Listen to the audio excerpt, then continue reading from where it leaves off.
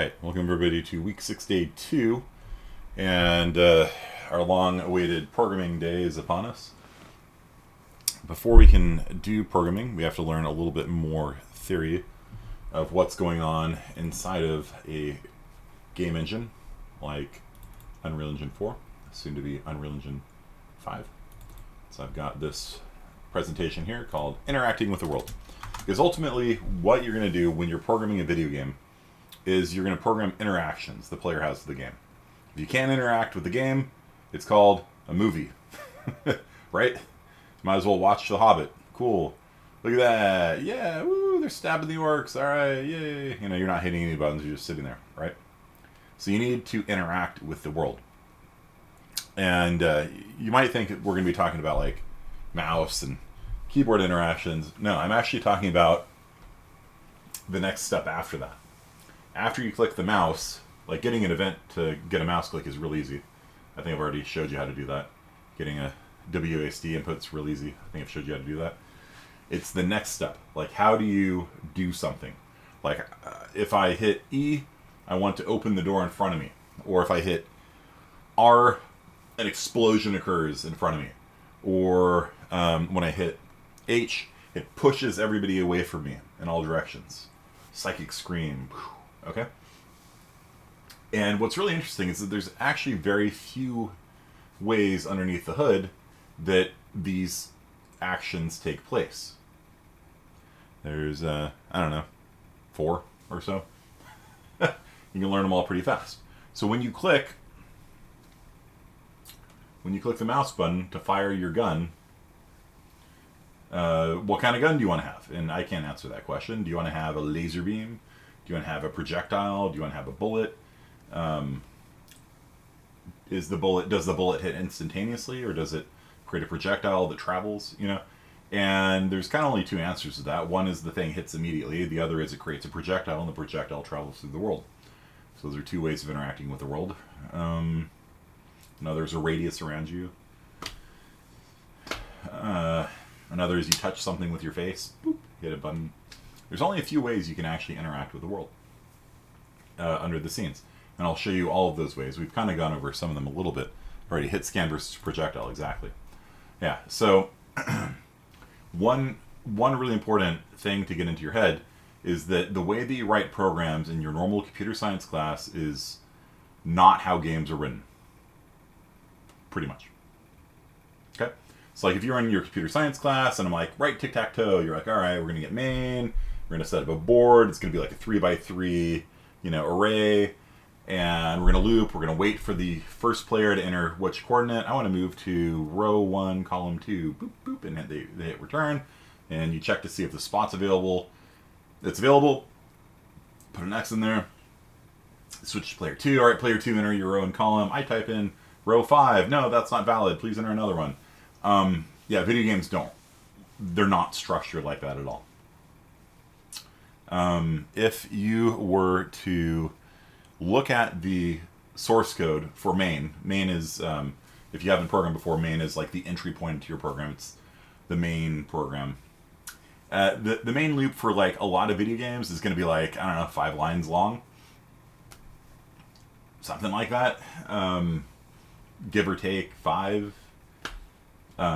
It's really quite funny because it's usually like init, set up the world, and then while true, read input, keyboard, mouse, network,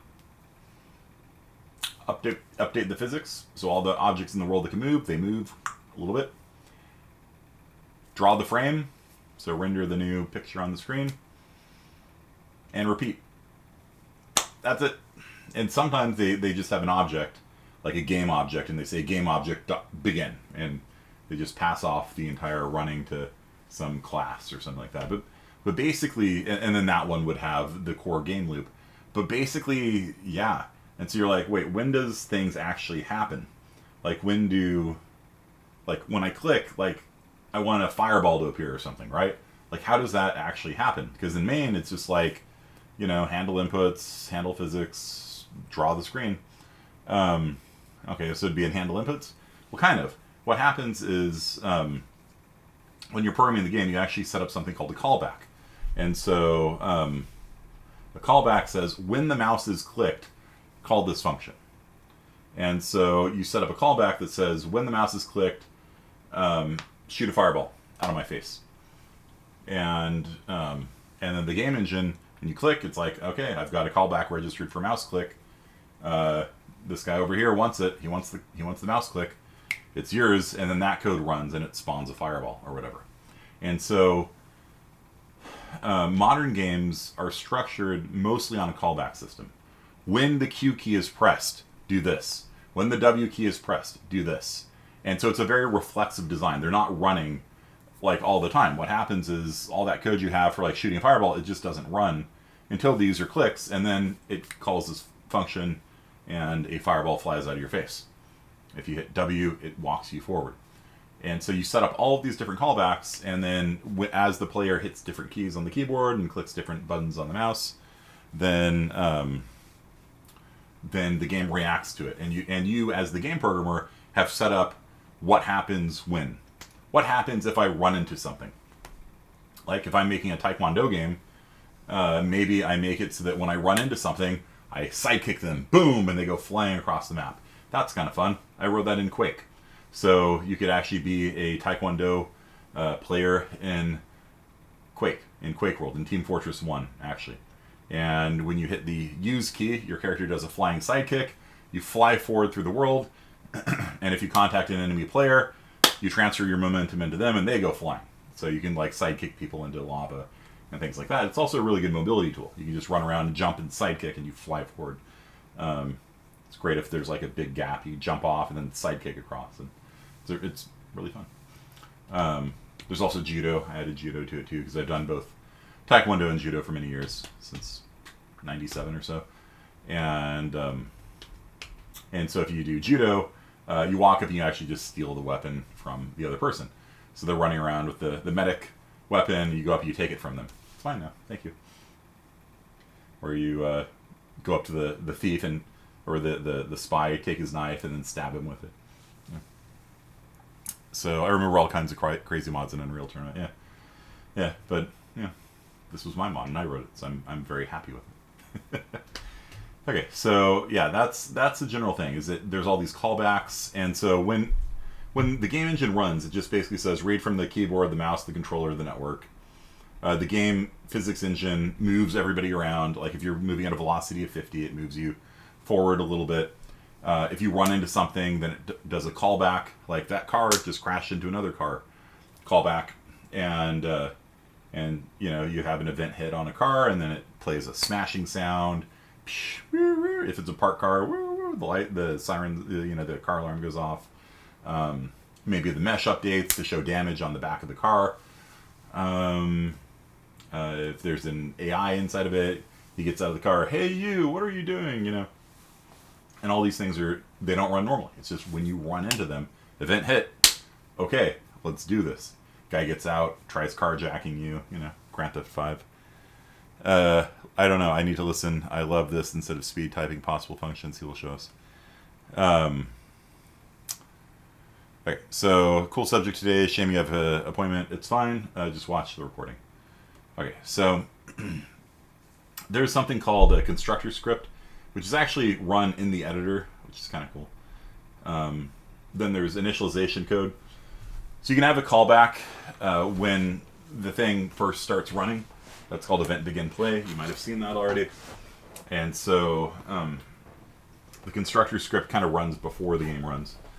Then the begin plays all run. All right, get yourself initialized. Then on every frame, the game engine takes input. It updates the movement of all objects in the world. If they collide, if they overlap, it triggers the callbacks on them. Good to go. If you've got networking turned on, which is a total pain to deal with, it'll handle network synchronization for you. And then it draws a picture to the screen. So you've got a camera that's the active camera, and that moves around inside of a 3D world. If you guys have ever played like Mario, was it Mario 3D or something?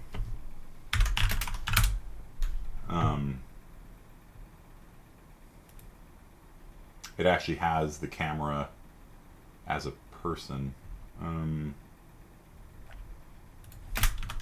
It's like a little Lakitu or something. Or no, it's a Goomba? Okay, it's a Goomba on a camera.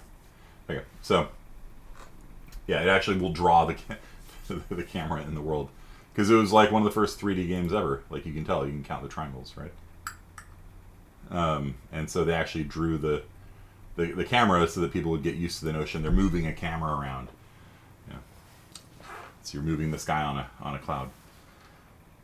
And then wherever the camera is, then it sort of takes a picture of the world from that camera. That's called rendering a frame.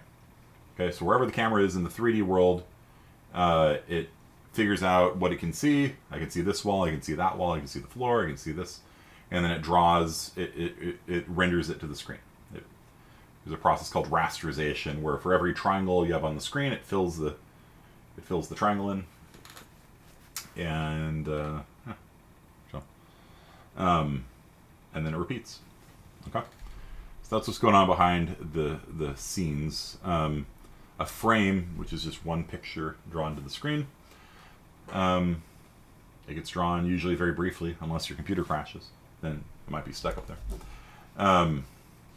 So we try to render things like we talked about last time. 30 frames a second, 60 frames a second is your normal commercial target. I personally would prefer having things running up in the 90s, because my main monitor here runs at 98 hertz. So it's technically a 4K 144 hertz monitor, but because it's only DisplayPort 1.4, it can't do 144 hertz. It can only do 98 hertz. It hurts. It hurts. You can't do the full 144. You can do 1080p at 144, but 4K resolution, it can only do 98. And that's good enough usually. Like 98's like, I'm usually pretty satisfied with that. 4K ultra resolution, 98 hertz. It's pretty good. It's pretty nice. Okay. So, yeah, we talked last time what happens inside of a frame, and you got 16 milliseconds, right? If you're running at 60 hertz, you've got 16 milliseconds to do everything. That means all the AI, all of the rendering, all of the physics engine, all the input handling and callbacks on those, all of that has to take place inside of 16 milliseconds. You got 16 milliseconds to do all of that. It's not a lot of time. Okay. So, if you want something to run every frame, there is an event tick.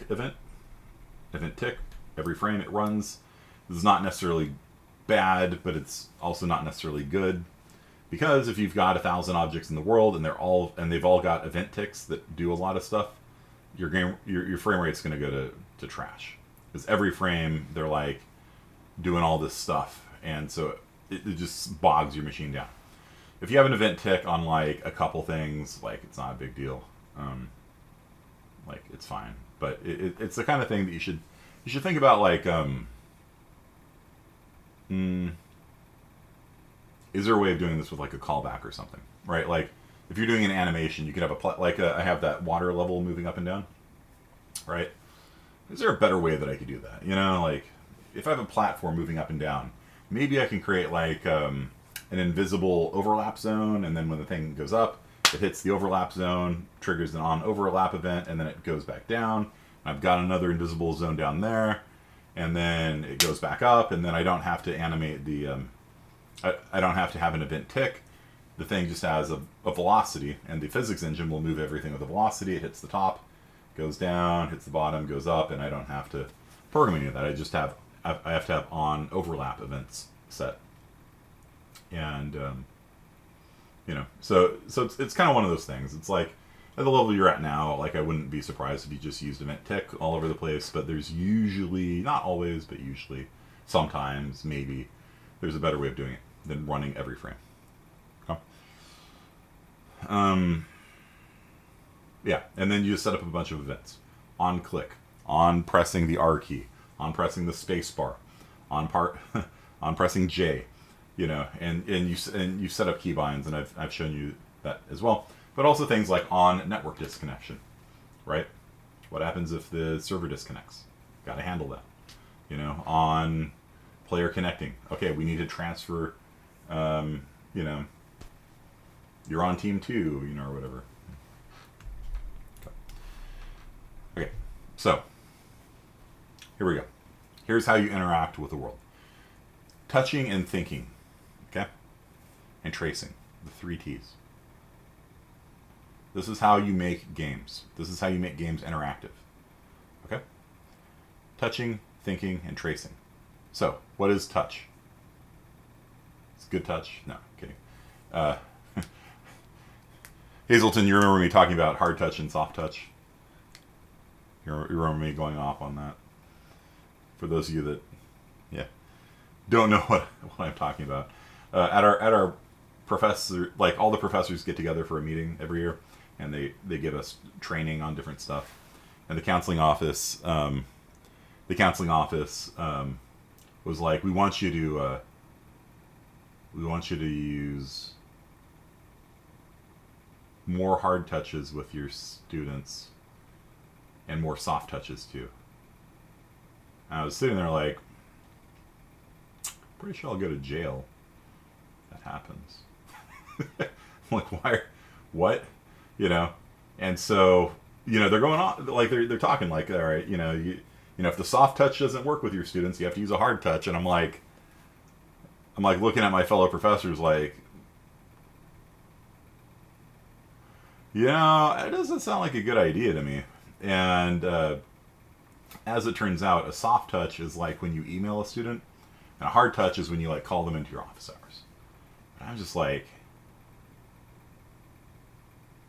I think you guys need better terminology for that.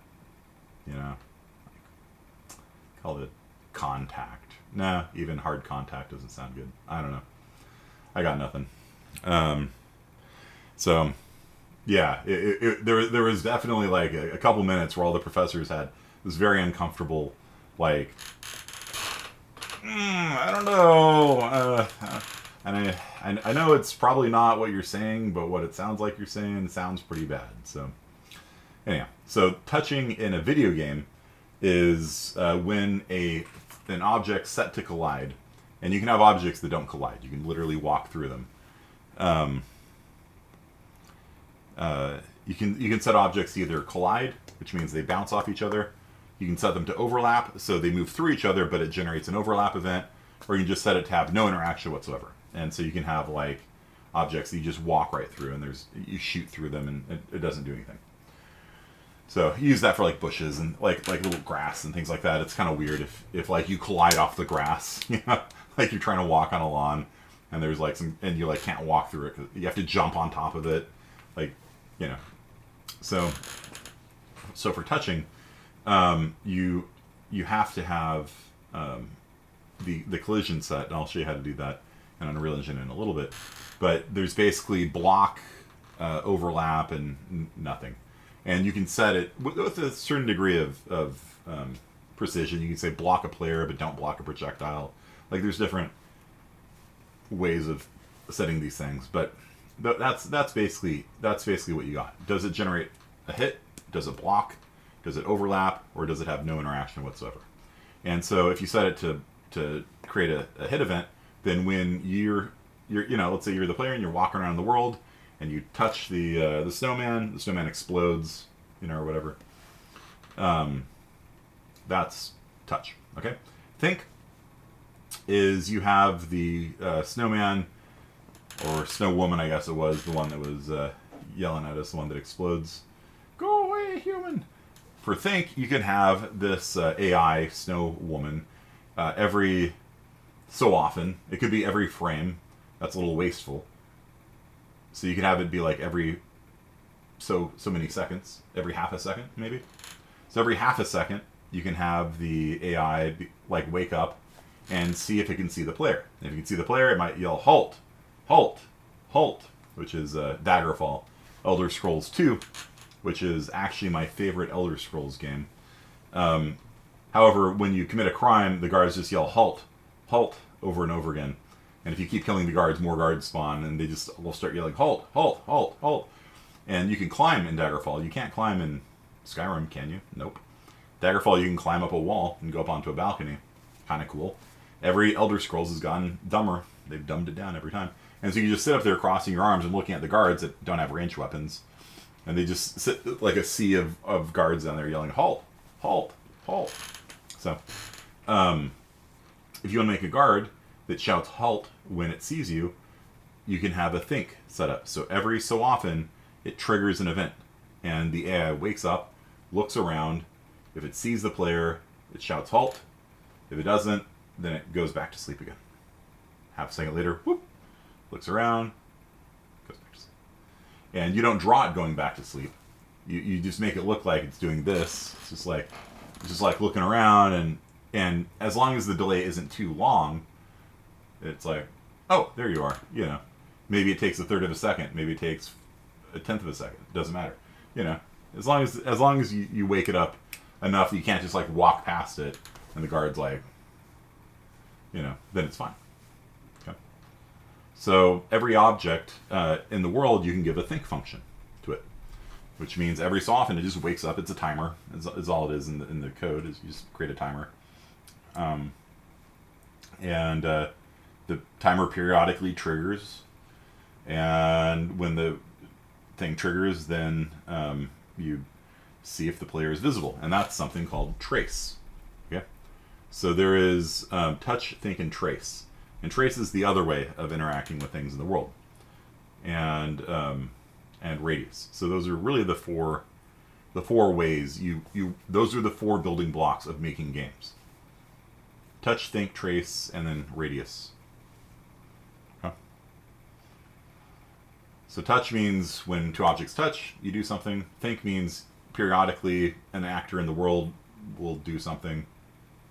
Trace means you draw a line through the world. Okay? What kind of weapons does that sound like? You click and you draw a line from the tip of your gun to the wall and put a decal there of a bullet hole and a little puff of smoke. What kind of weapons does that sound like in a video game?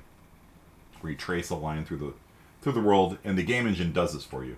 You don't have to do it. You just say starting point, the tip of my gun, ending point. I'll show you the code on how to do that.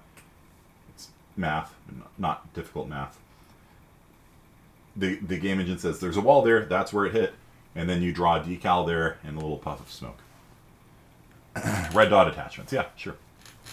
So, and maybe you do that with like on event tick. On event tick, you draw a line out from your gun every tick, and you move a red dot there. So as you run around, there's a little red dot of your gun when you have your dot turned on. It's fine. You only got one of them. It's not going to kill your frame rate. You know? Just like on click, on hover. Yeah, those are callbacks. Yeah, on click and on hover are callbacks. Callbacks are a very common way of programming, except in CSI 40 and CSI 41, where we just do everything procedurally. You run the program runs, the answer is this. In real life, when you're interacting with humans, you don't know when the human's going to click, right? So what you do instead is you say, when they click, do this.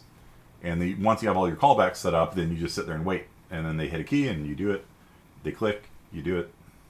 Yeah. So tracing, line tracing means you draw a line through the world. And the engine will tell you what that line hits. And what you hit. Did you hit a wall? Did you hit a player? Did you hit the ground? Did you hit the ocean? And then you can have, different things. Like if you hit the ocean, go bloop. And if you hit a player, do damage to them. And if you hit a wall, do a little puff of smoke. Like this is how, do you guys understand how important this lecture is? This is the core mechanics of how you, as a programmer, get your players to interact with the world. Right? This is where it goes from being a movie to a game, right? Everything you've been doing right now, you've been making this nice, beautiful world, but it's not interactive, right? Like the snowman that we did last week, interactive. Go away, human. That's interactive, but everything else we've done has just been nice artwork, fog. I really liked your results for Misty Morning Hop, really pretty. I liked the sunbeams and the fog and the houses and the trees and stuff like that. Yeah, very important. Yeah. Having a game interact with the player is crucial. Every game has to have that ability to connect you, the player, with the stuff in the world. And there's just a very few number of tools of doing that. Touch, think, trace, and then radius. Radius is find everybody around me. Or find everybody in the world, if you want. For every player in the world, do 10 points of damage to them. Right? So you cast a spell. I cast Epidemic. And then all players in the world, lose, including myself, lose 10 health. You know? That's the thing. You know? I cast Fireball, okay? The Fireball, I create a projectile. And that's another way of interacting, I guess. Maybe 5 spawning things. That's touch also.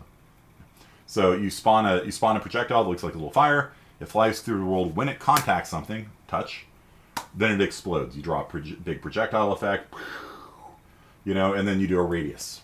So you find everybody within 10 meters of the impact point, and you do 30 points of damage. That's it. So touch, think, trace, and radius. TTTR. RTTT? TRTT? I don't know. It's not a very good acronym, but okay. So the design, animations, modeling is equally as important as the programming behind it. Yeah, I mean, they're all important, right? It's like I once went into a sushi restaurant, a very traditional sushi restaurant. The menu was about yay big, not very big, really good fish though. And these two people sit down next to me, and they look at this, and they're like, "Where are your rolls?" And he's like, "They're on there. They're hand rolls." And no. Where are your special rolls?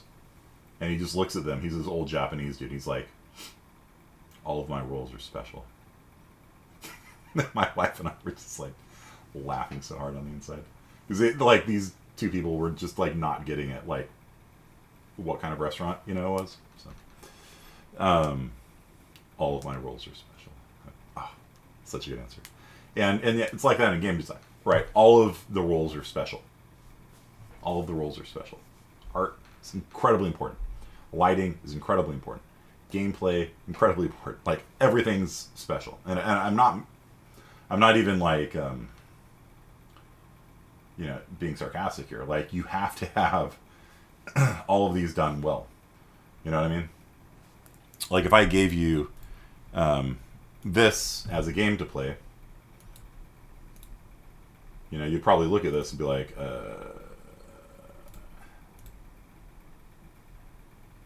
graphics don't look very good, So maybe, I don't know, maybe you would. Maybe you would want to play it. But the point is that, yeah, interactivity is incredibly important. And if your game isn't interactive, then it's not even a game. Okay,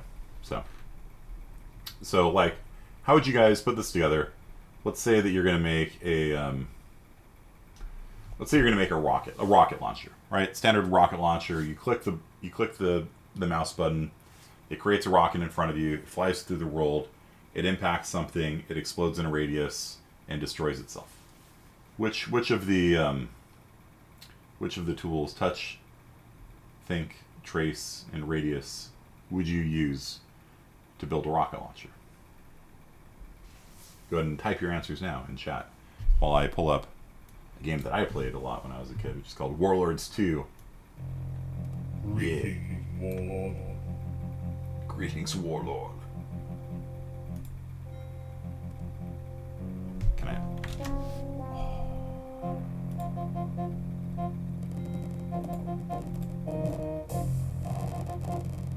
About my PC. Look at all that RAM I got. I got 640K of DOS RAM. I got 14 megabytes of extended memory. I got a Sound Blaster 16 here. This is amazing. You need all of them. Okay. Radius, definitely radius. I'm gonna play the White Dwarves. I am the greatest. Ooh. I just got a lot harder, huh? Let the war begin. Let the war begin. I actually don't remember how to play this game. Okay. Look at those fantastic graphics, huh? So you build armies, you capture cities, they give you more production, you explore ruins, and different factions kind of expand and stuff like that. I don't know. I actually played the hell out of that game when I was in high school. You need all of them. Okay, let's think about it. So the life cycle of a rocket. Let's talk about the life cycle of a rocket. You know, it's like a biology class. You know, when two toads love each other very much, they make tadpoles, and the tadpole, or no, I don't even remember. There's like what is the life cycle of a frog anyway? There's like something before that. Cycle of a frog. Eggs, embryo, then tadpoles, then is there a name for it? Tadpole, tadpole with legs, tadpole with legs. Okay, well that's okay. Froglet. That's cool. That's a cool name, a froglet. Young frog. It's not very scientific. I'm kind of disappointed. Froglet. Yeah. Yeah. Okay. And that one's even backwards. It's crazy. All right. So yeah, life cycle of a rocket. So the user clicks. Let me just pull up the code. I'll actually show you, and you can actually see for yourself in the Quake source code what the life cycle of a rocket looks like. You can see if you were right about them using all of them. Okay. Source code, custom TF. Actually, let's open this up in VS Code. Open with code. There we go.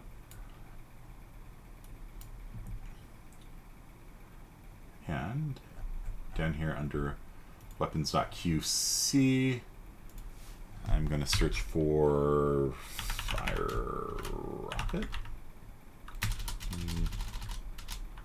Rocket. Make rocket. Okay. Rocket raccoon or something. Okay. So, what do we got here? We got here fire bullets. No, not you. Make rocket. Here we go. Okay, so this is a function that makes a rocket. Okay, so this is the tadpole stage or something. I don't know. So we're gonna spawn a new rocket in the world. The player just clicked, and we've already deducted their ammunition, maybe, and verified they're using the rocket launcher. Blah blah blah. End of the day, we're gonna create a rocket. So this is a function that makes a rocket. And there's different kinds of rockets you can make. I kind of refactored the code because I had a bunch of weapons that all kind of did the same thing. And so I combined them all into one function, but you just have to specify which kind of rocket you're going to get.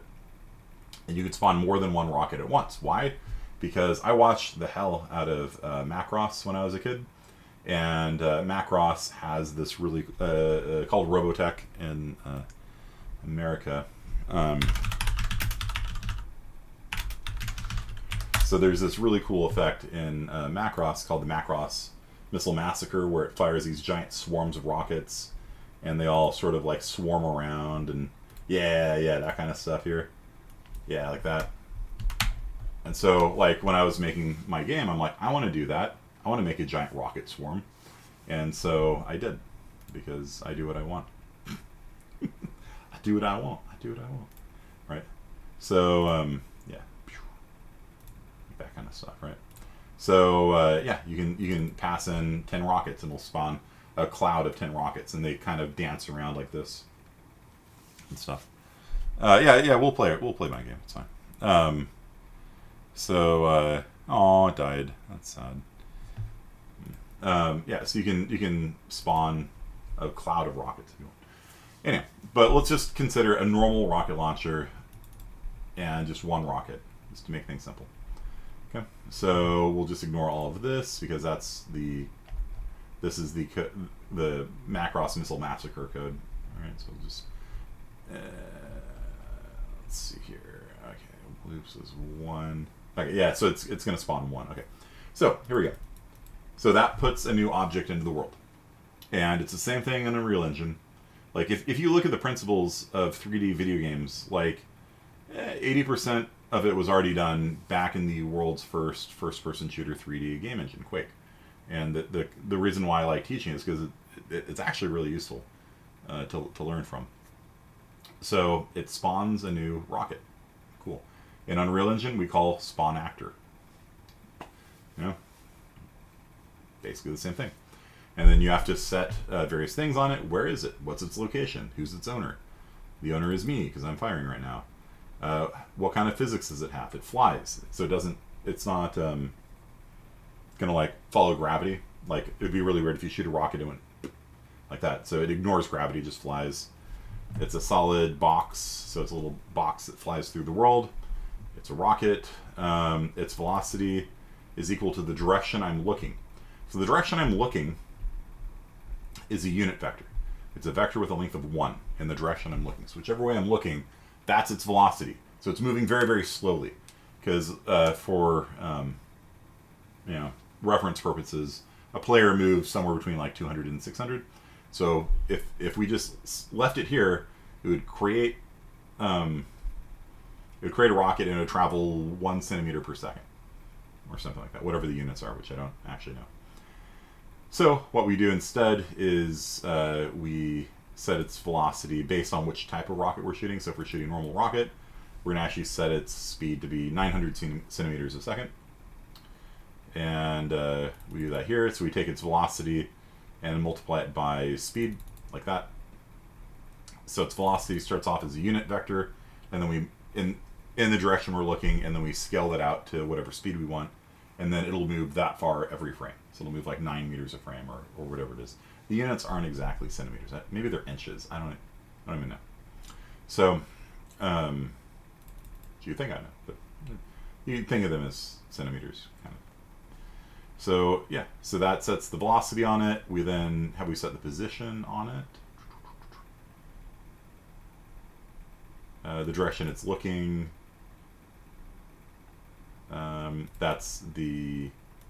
This is the model, the static mesh that's attached to it. Standard little rocket missile looking thing. If we do a Macross missile swarm, I have these little miniature missiles, so they all swarm. Kind of cool looking. If I have a laser sight, I do have the ability to hold down a laser and the rockets will track it. We don't need to worry about that right now. Set the size to 0. Okay, there we go. So we set the position.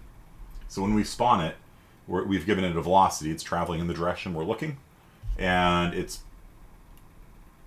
origin, which is its position, its location,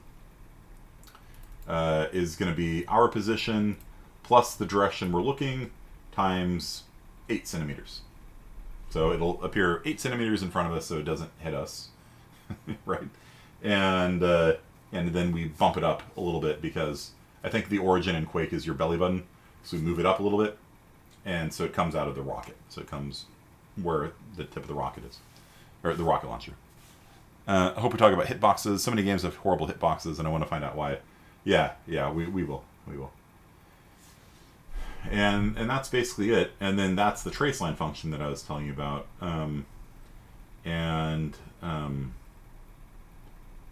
That's all related to the Macross missiles massacre. So we don't need to worry about it. But that's how you do a traceline. So you pass in my location, and then that's the ending spot, which is my location, plus the direction I'm looking, which is a unit vector, 1 centimeter, times 9,000. So 91 meters in front of me. So it starts here, goes in the direction I'm looking, 91 meters. And if it hits anything, then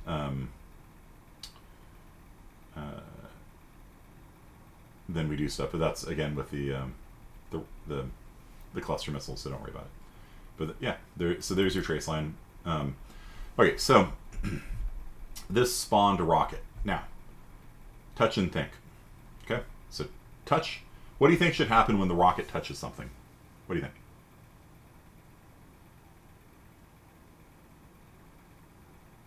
Yeah, if the rocket hits anything, it should blow up. It's a player, it's a wall. The skybox, maybe not. Right?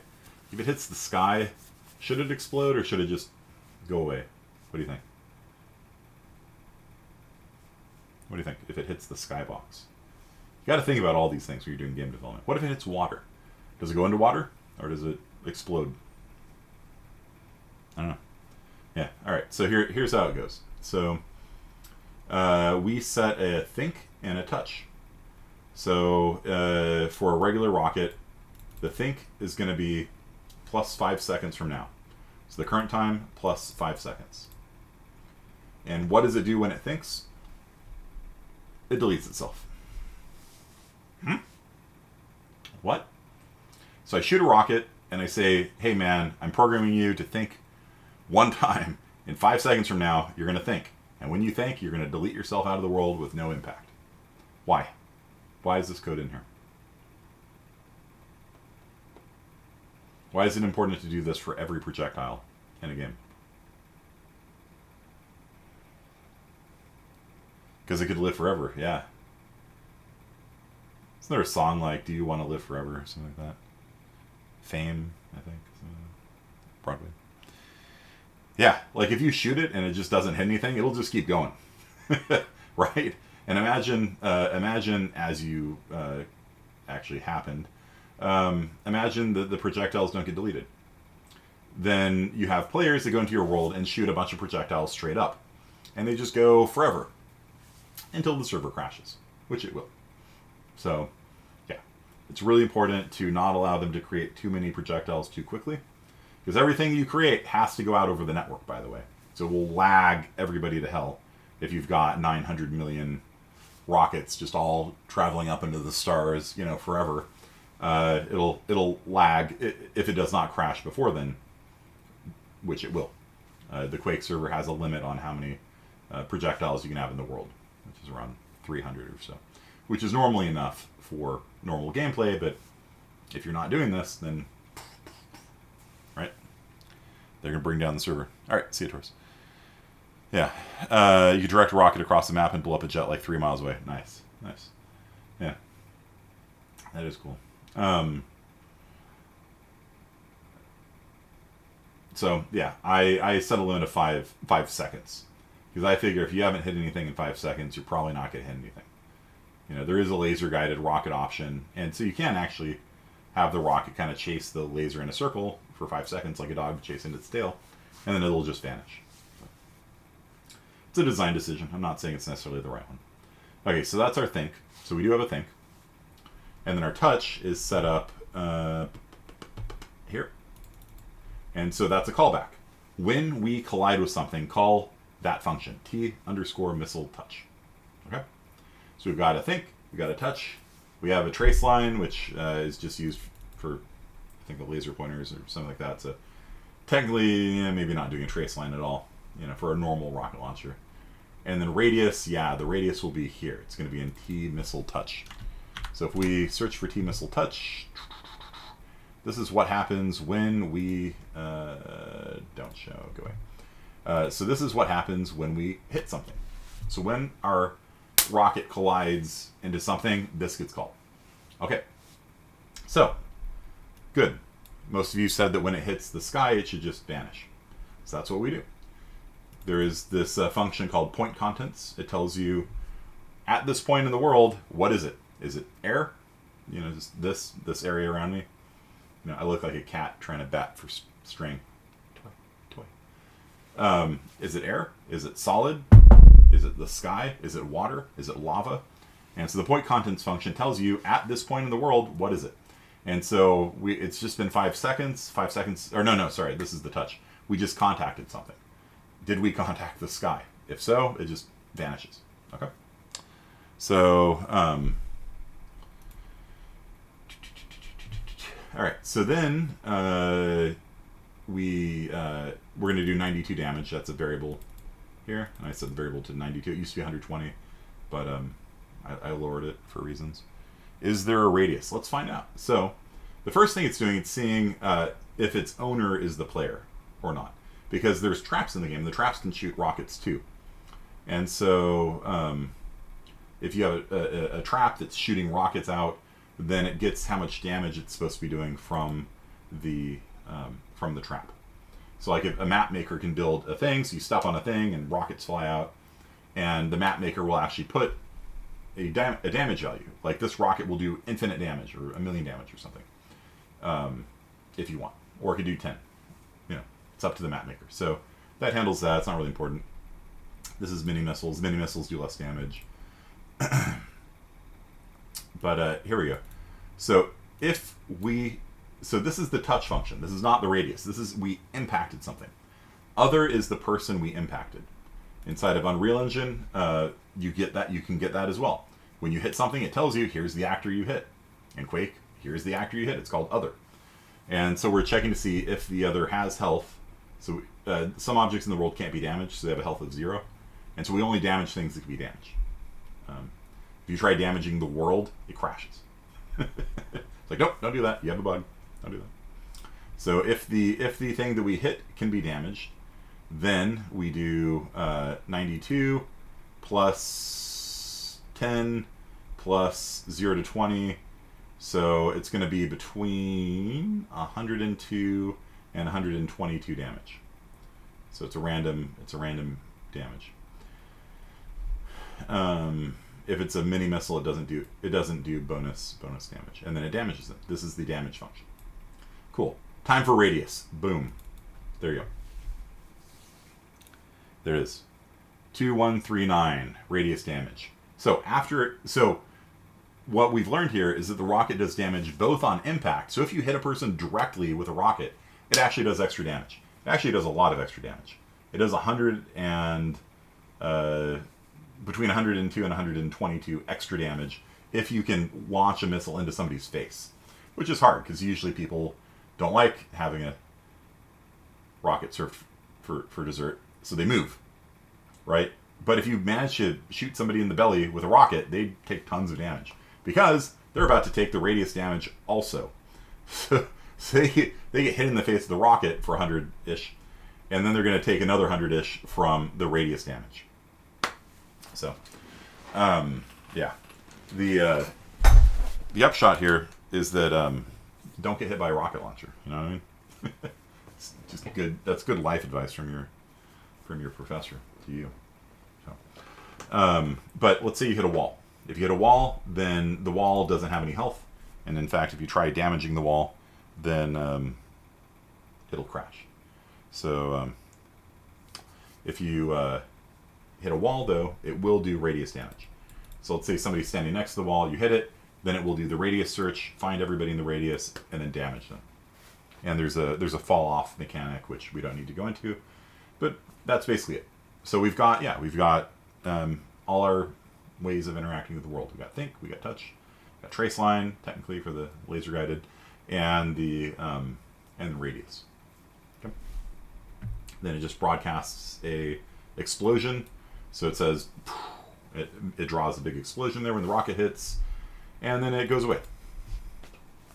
It goes away. It removes itself. That's it. Okay. So that's the life of an actor. They're spawned, they touch and think for a while, and then they go away. And if you leave off any of these things, you have a problem. If you don't spawn it, nothing's going to happen. If you don't destroy it, you're going to lag out your game and probably crash. And if you don't have it touch or don't have it think, then the thing does nothing, right? You have to have some form of interaction with the thing that you made. Okay? You guys understand? That's the theory behind making an interactive game. That's about it. Those are your tools. Draw a line through the world, do a sphere, touch, think. About it. There's variations on the line, like you can drag a capsule through the world. You can drag a sphere through the world. Like there's variations on these things. You can have to hit multiple things, but that's basically the idea. You understand this way more. Thank you. You're welcome. All right, let's hop into Unreal Engine then, and let's do this. So let's go ahead and make a rocket launcher, maybe. Okay. And we just saw it, so might as well do it. Except we're playing a night, aren't we?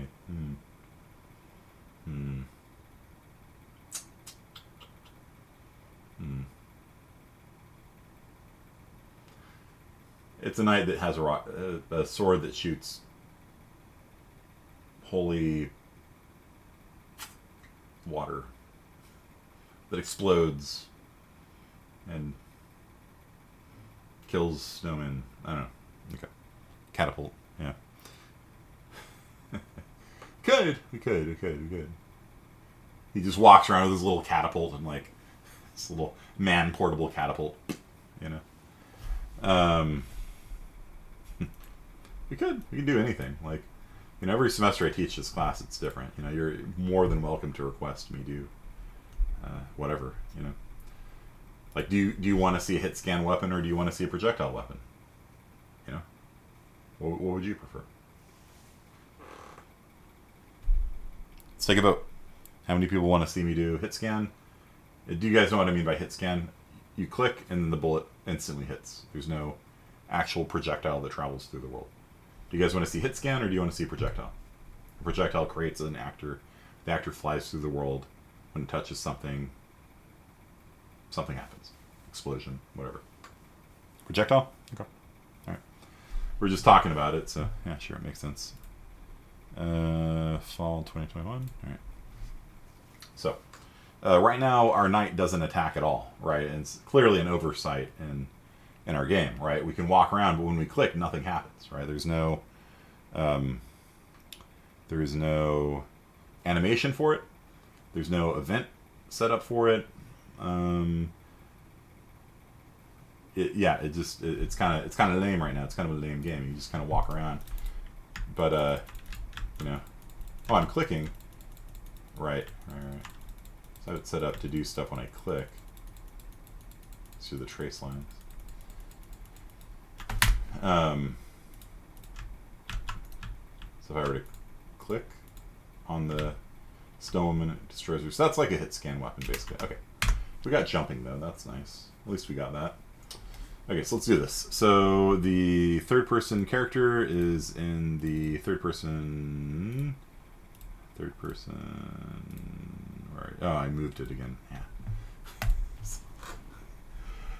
Yeah, I deleted the third-person character and made main character instead.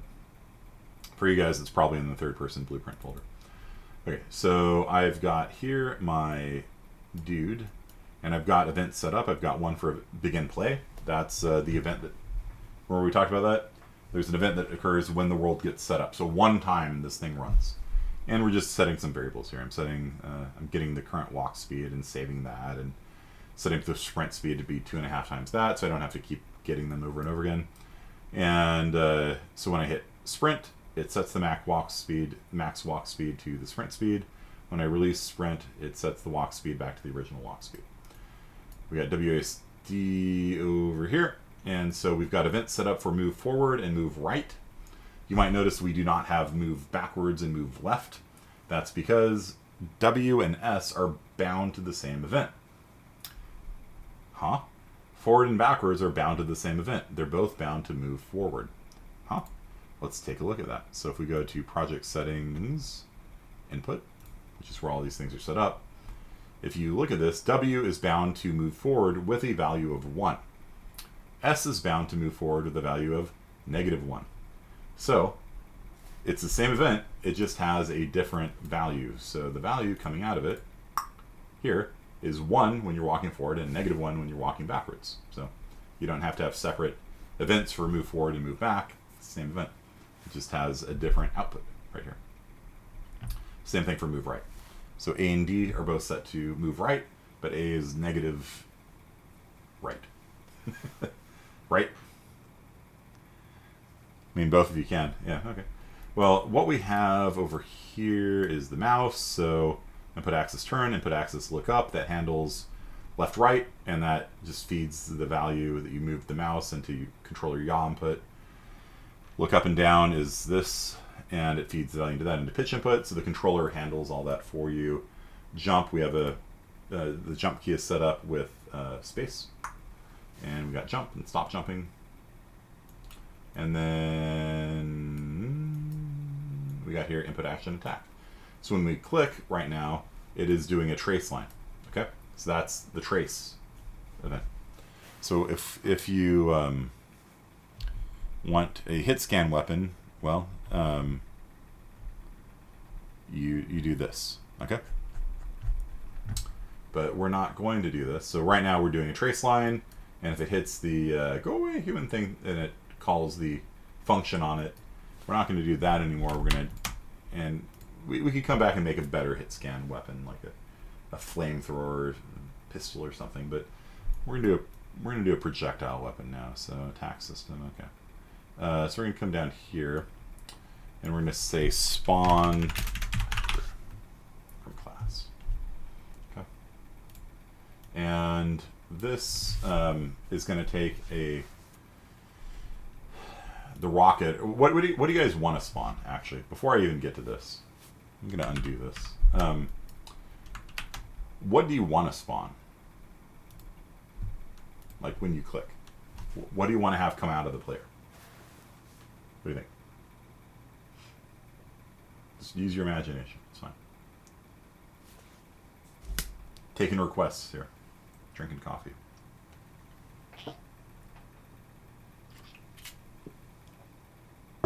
Anyone? When the user clicks the mouse, what do you want to come out? Nobody? Nobody's got any ideas? Creativity has been exhausted. I don't know. What can you do? Anything. Let your imagination be your guide. List. Tree. I'm going to shoot a tree. Tree lance. What do you want? Shoot a chair. Shoot a rocket. Shoot a flask of holy water. Shoot a ball. Exploding confetti. So a confetti ball. Okay. Alright. Does that sound a chicken? A ball? Okay. So let's do a ball that when it hits, it explodes in confetti. How does that sound? Cool. Alright. So first of all, we need to get a ball. Alright. So well, let's just dock this for now. And let's make a ball. So I'm going to make a new blueprint class. And I'm going to make this an actor, because an actor is just the generic name for anything that can appear in the world. Another name for it is like an entity. You might hear that sometimes. And so we're going to call this confetti. Really? Oh, interesting. Confetti ball underscore BP. So we're going to make a confetti ball. And it might look like there's something there right now, but it's not. That's just the origin of the world. So first thing we're going to do is we are going to add to it a sphere. Like that. Boop. And then we got a sphere. Its size is hard to tell what its size is actually. It's movable. That's good. What material should it be? What do you guys think? Ooh, that looks nice. Alright, I'm vetoing you all. Whatever you wanted, you're wrong. This is the right material. I'm just gonna put that one down. What do you guys think? You like that? I think that's fantastic. I think that's a great confetti ball. Okay. Good. If you say no, you're wrong. Okay, so this is the confetti ball that's going to come out. And so compile, save. Our modeling work is done now. If you want to see what it looks like in wireframe, you can see there's a lot of triangles in here.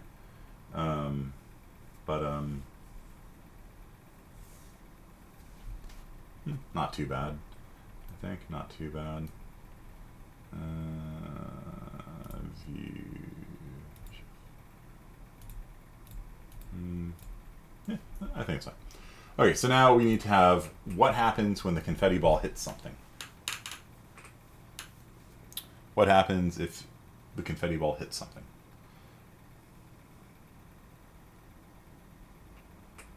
So we need to add a touch and we need to add a think. And so the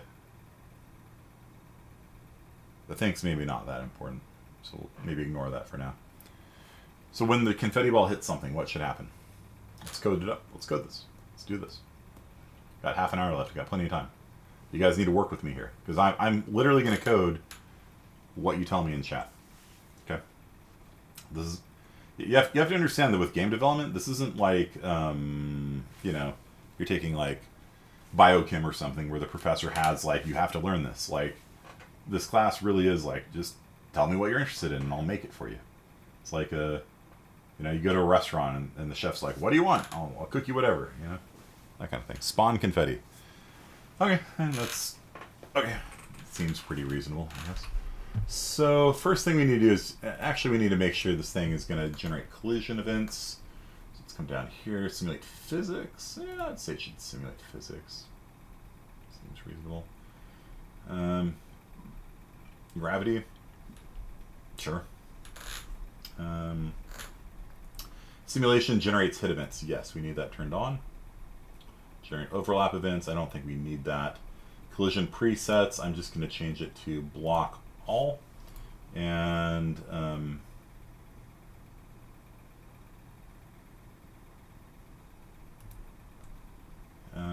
yeah, so it's just set to not allow anything to move through it. Should be fine. Okay, so now, but that's the big thing. Like, if you want to have something run into something, you need to make sure that it will hit something and it generates the hit events. Okay, so we'll come back in here into event graph, delete all these things, and we're going to add an event called on hit. Event hit, and this is going to be called when our ball of confetti hits something. Okay. So do we care what we hit? Do we care? Or should it just explode if it hits anything? What do you think?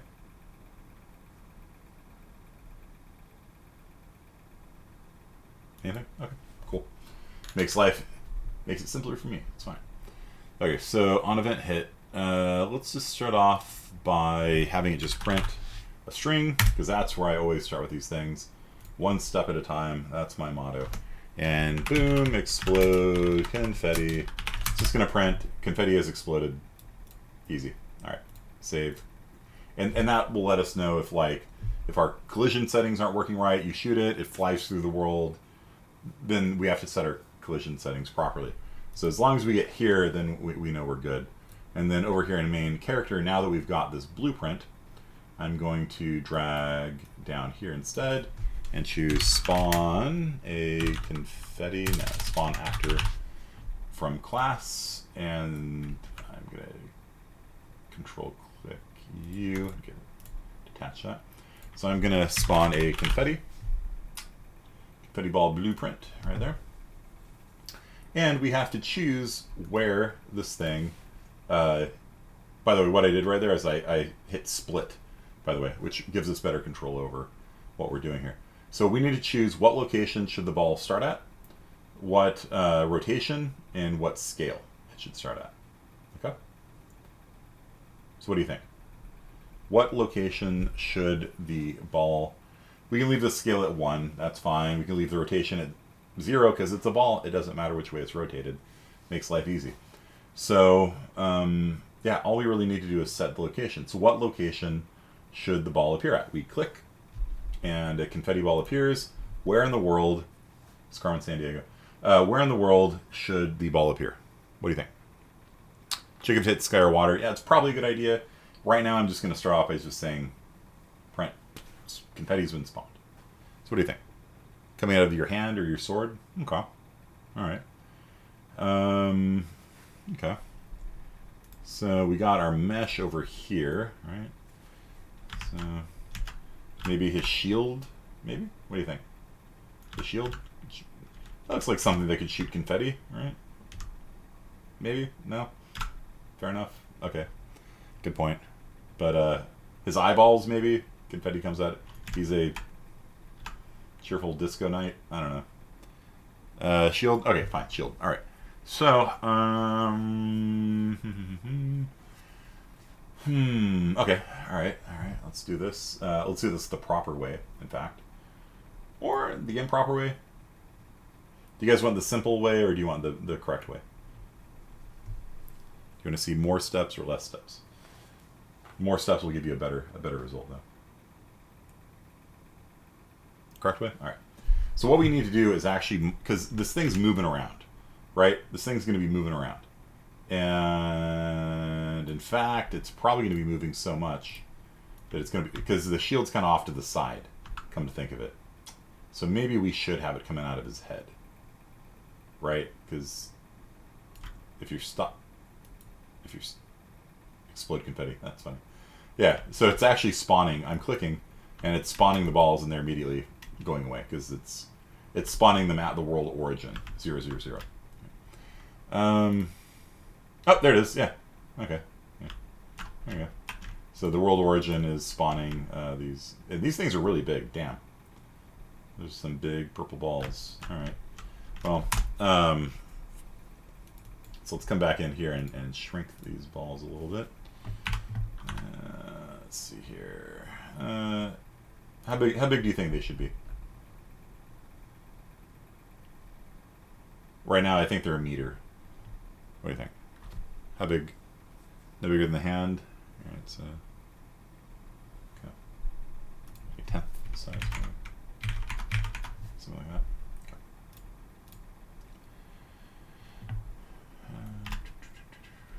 Okay. Okay, something like that. All right. So here we have the main character. Here we have the mesh, and I'm going to click on the magnifying glass. When you do that, it jumps to where that skeleton is, and you can open that up. And here's your skeleton. So under the skeleton, there's something called the skeleton tree, and that shows you all the different bones in the show. Bones, character bones. All. Yeah, so there's these bones, and you can attach what are called sockets to the bones. And so any of those places that you attach a socket, you can have, you can use that as the spawning point for the confetti ball. I guess we'll do like here, maybe, the neck. So right click, add socket, and this is going to be called not the neck socket, this is going to be called the confetti socket. Confetti socket, because every good knight needs the confetti socket. And you can use the translate, rotate, and scale here. And I'm just going to pull the confetti socket forward a little bit like that. And then what happens is as this thing animates, preview animation, belly dance, as the knight animates, you can see the confetti socket moves with the neck. Okay, so whichever direction the knight, this is horrifying by the way, the animation was not made for this character, I'm pretty sure.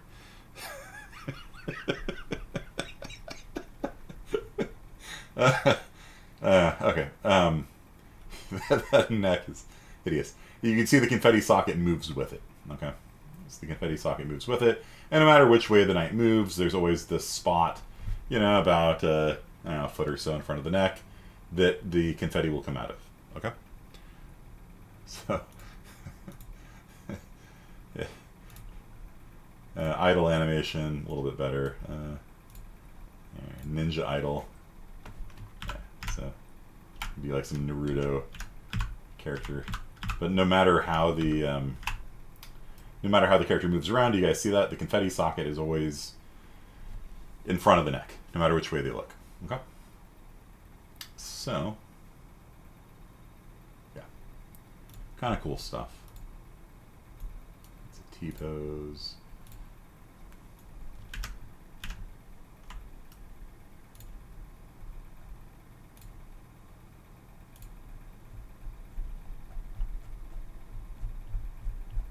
I gave an assignment to my IS-50B people to create the wrongest animation they could. It worked out pretty well. There's some pretty horrifying stuff in there.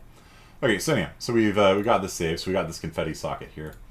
So when we fire the confetti ball,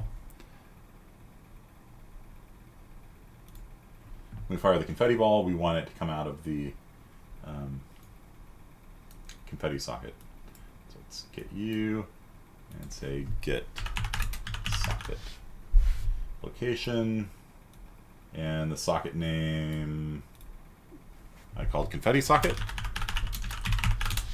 Is that right? I've already forgotten. Is that what I called it? Double check. You confetti socket. Okay, good. Yeah. And then so it's going to get the location of the confetti socket. Okay, and that's the location the ball is going to appear. Okay. And then we can always play with this. So we can always move the socket around. But this is like the correct way of doing things, right? So if we click, a ball comes out of his neck.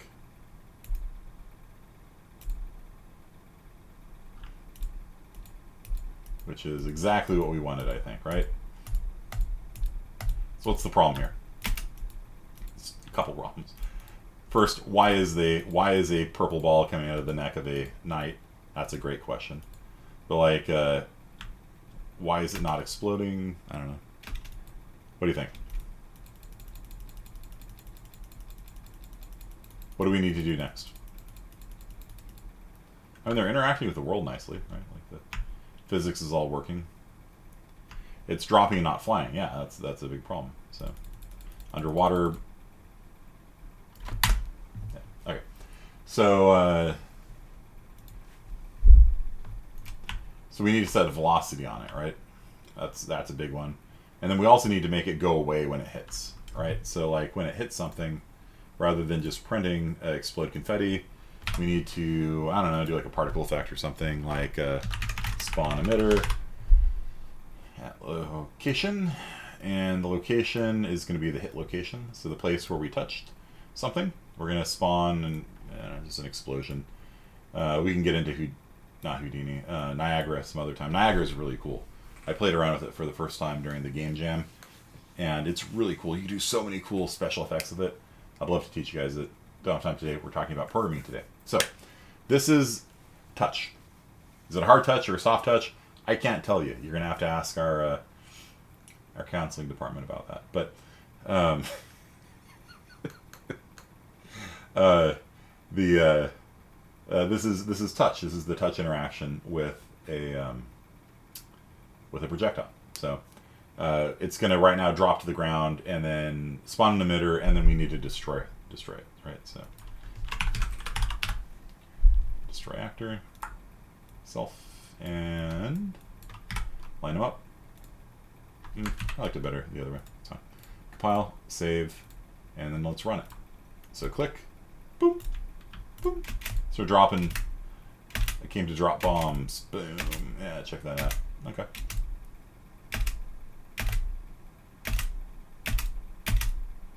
It's like Hazelton's water, right? Okay. And if we walk into it, then it's exploding on us, right? So we need to do the velocity for sure. So we, instead of dropping bombs, it's projectile, right? So they don't do damage yet. Curious to make them how to react with the environment. Okay. Well, yeah, we can do that. So yeah, sure. Let's do that. Okay. So before we destroy it, let's damage everybody in the radius. So now let's do the radius. Okay. So spawn emitter, and then let's see, find.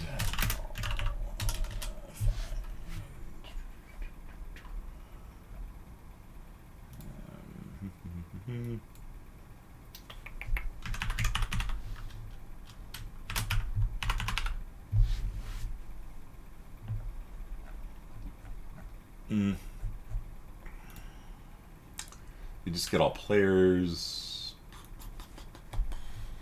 trace, sphere trace,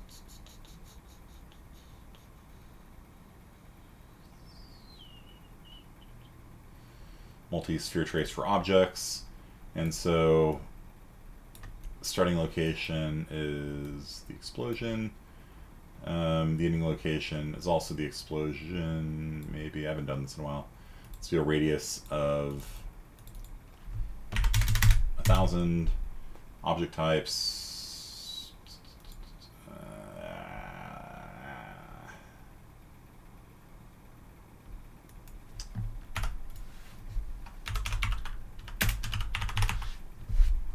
Channel.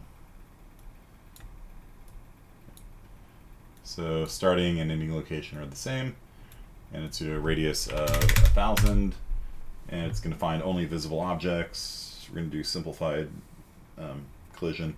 So Hazelton, we will talk about this, like how you can do better hitboxes, because hitboxes in a lot of video games are garbage. Actors to ignore, ourself, I guess. Me.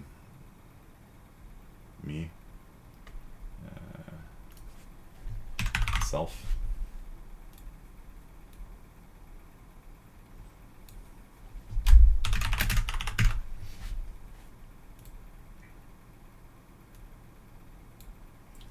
So don't do anything with me. Draw debug type for frame, for duration. Duration of 2 seconds. And then let's see what we get here. Okay, so we're gonna do a multi-sphere trace, and so we're gonna find everybody in 1,000, and then for each thing in the area, we are going to just print their name, because we don't have any damage systems yet, right? So we are just going to do this, print string, that. And what we're going to print is the split. We're going to print the actor. Where are you? Actor, hit actor. So we're going to print you, and it automatically grabs their name for us. And then once we finish our loop, then we blow up. So for everybody within 1,000 units of us, we're going to just print their name, because again, we don't have a damage system yet. We could like push them or something, but either. And then once the loop is done, then it destroys itself. So let's see how that works out. May or may not work. I haven't done one of those in a while. Boop. There we go. All right. Yeah. Look. There's the radius. Boop. All right. Boop. So it's. Do you see that? It's hitting everything within. Boop. It's hitting all those red dots are like the things it's colliding with, right? So if we come over here. Boop. Right. You can see the outline of it. Hit the floor. Hit the floor. Hit the floor. Hit Frosty's nose, cylinder, sphere 5. So you see that? So it's kind of enumerating everything in the sphere there. Okay. And then you can do stuff with it. Like you can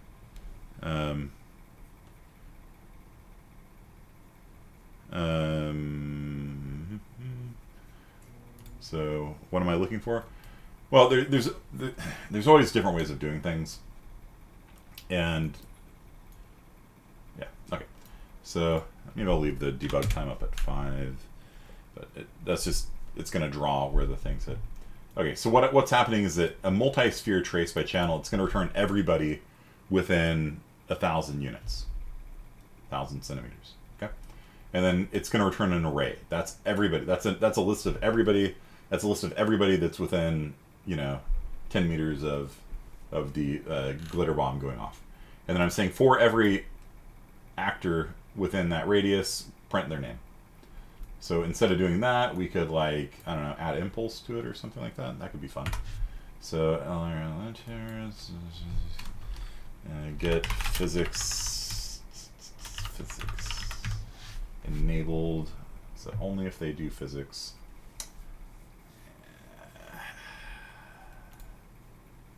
You have to do like if physics enable. I don't remember the exact name of it. Enabled. After enable collision.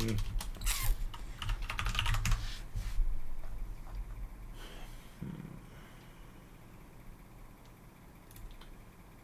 gonna try this. Add radial force. Add a force.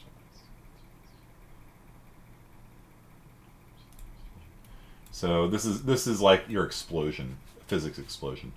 So it's going to radiate outwards from the point of explosion here, and we are going to add it to every person we hit. Primitive component object reference. Primitive component. No.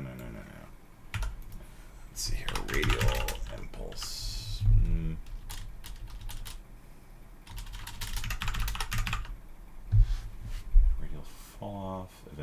damage.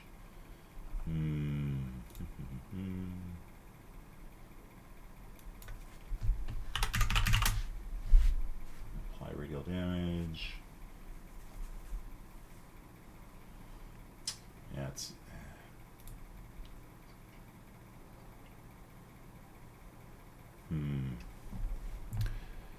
print command usually prints the screen. Yeah, it prints to the top left. It's a little debug thing there.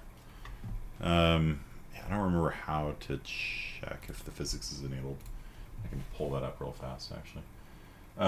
Yeah, so the idea would be you get everybody in the area. If they have physics enabled, you push them.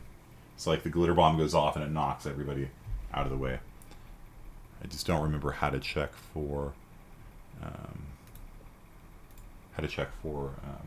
if physics is turned on them or not. Yeah, and yeah, self works. You can always pull in a reference to self.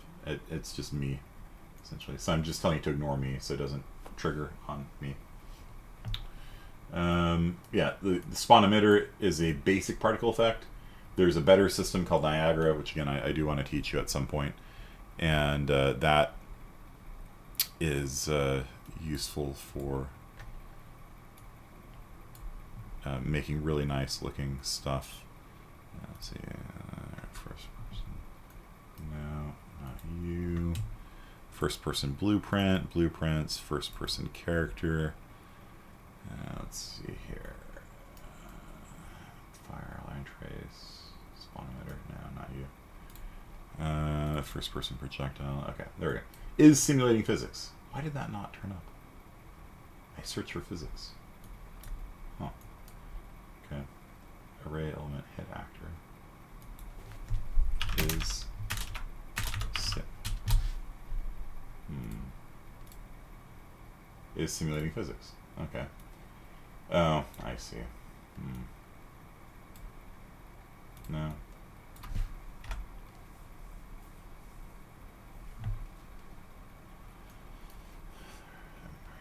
Hit component. Maybe that one is simulating physics. There we go.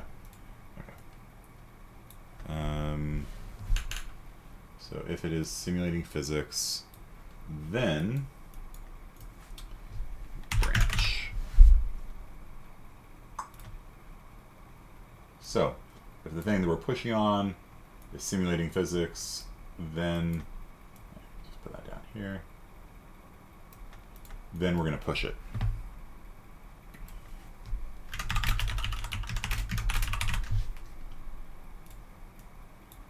And so the impulse is going to be actually radial impulse might work better. Let's see here. Radial impulse. So the target is going to be you. The origin is going to be the point of explosion here. Radius is 10 meters. Strength is going to be how many newtons, I think it is. Is that right? Try 1,000. See what that does. And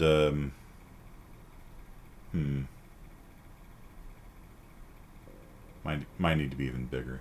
Let's make it big old number. Fall off, constant velocity change.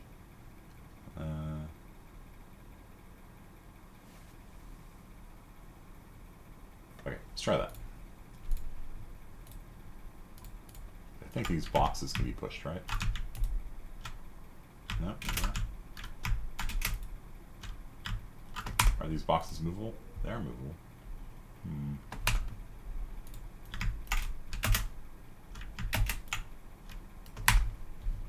Let's try adding a sphere. Let's make physics on it. On. So I come up and push it like that.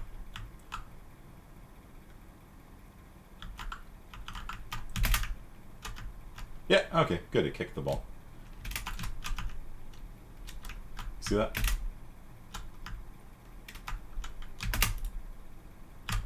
Good.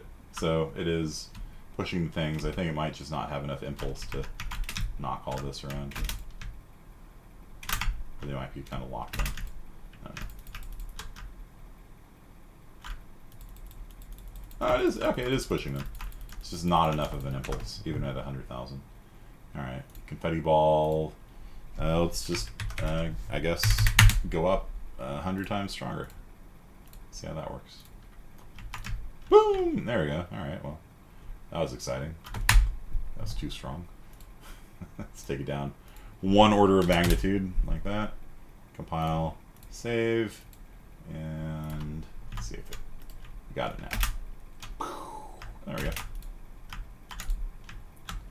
So our confetti bomb is now kicking everybody around.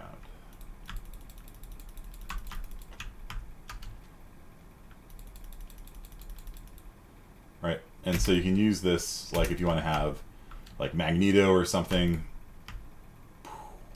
Go away, human. So if you want to implement like a Magneto from X-Men, you can sit there and like push everything away from you or whatever using radial impulse. Pretty cool stuff. Alright. Stop moving. Okay, what do you guys think? Kind of cool? I think it's kind of cool. I think it's neat. Fantastic. Awesome. Awesome. Okay, so what else do we do? Oh, we need to do the velocity, right? We got 2 minutes left. Let's do the velocity on this. So, oh man. All right.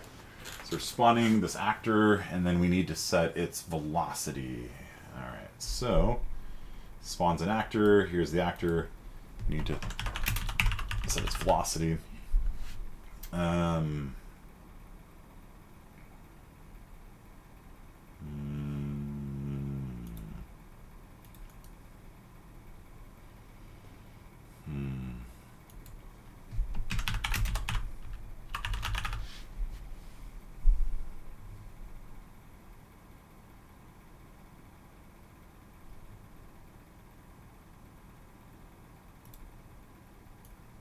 Okay.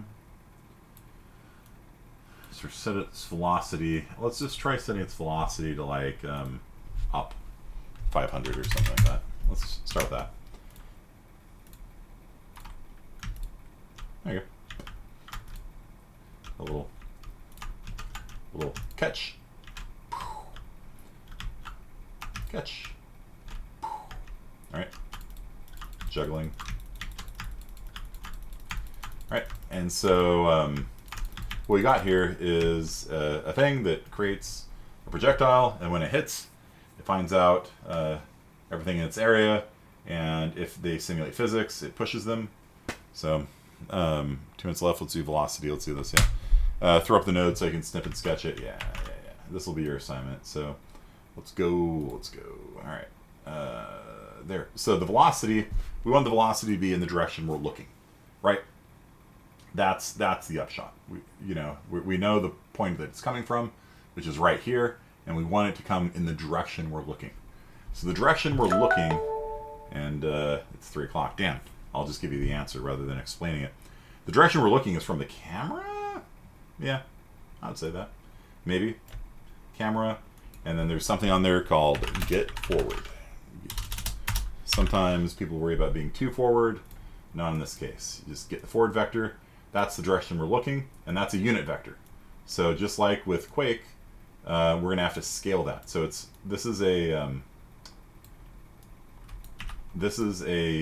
unit vector. It's a vector pointed with a 1 centimeter in the direction we're looking.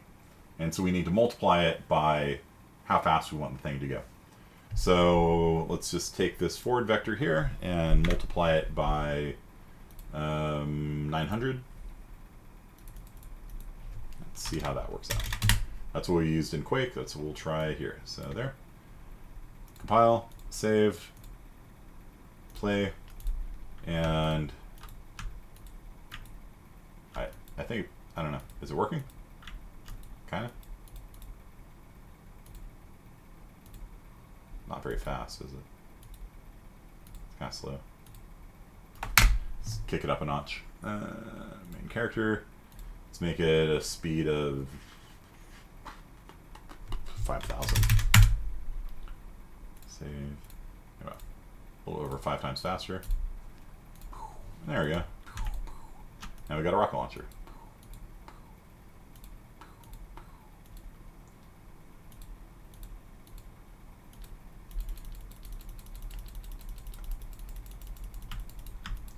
still colliding on us. So, yeah, sorry, IS-50 people, I do want to fix this. So when the ball hits something, we don't want it to collide on the player. That just kind of sucks if it collides on the player. So on event hit, we are going to cast to main character. This is an easy way of doing an if statement to see if something is the main character or not.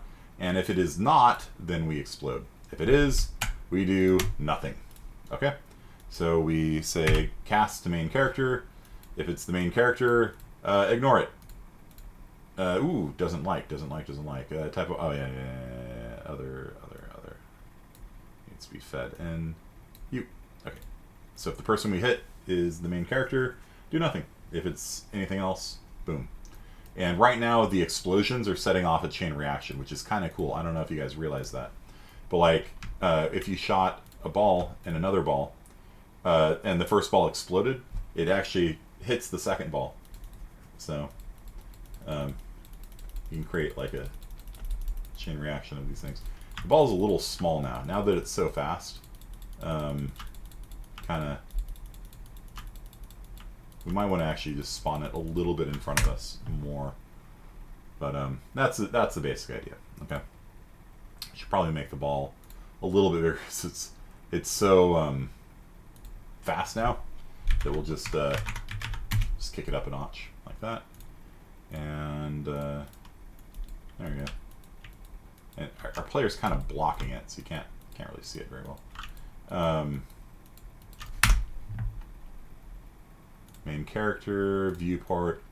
Right now the camera is right behind the main character, so I'm actually going to set it offset a little bit. So we're actually over the shoulder of the main character. There you go, you can see it a little better now.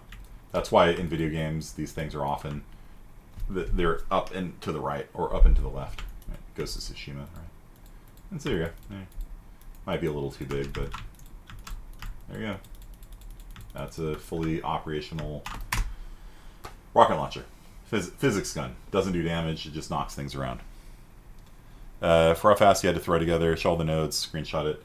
I'll screenshot it for you, it's fine. So that is part of... Just move this down here. Come on. There we go. Comment, glitter, ball, rocket launcher.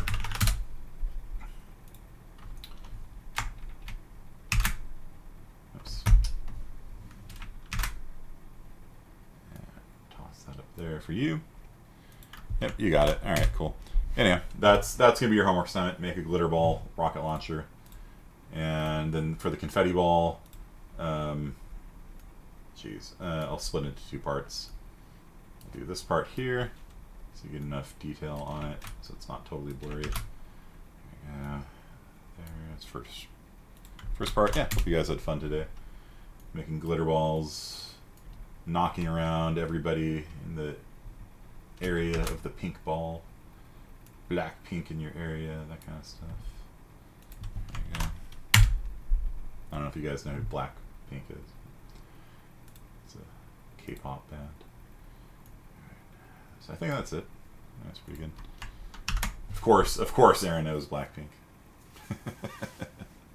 The metal K-pop band? No, they're very much a poppy girl band.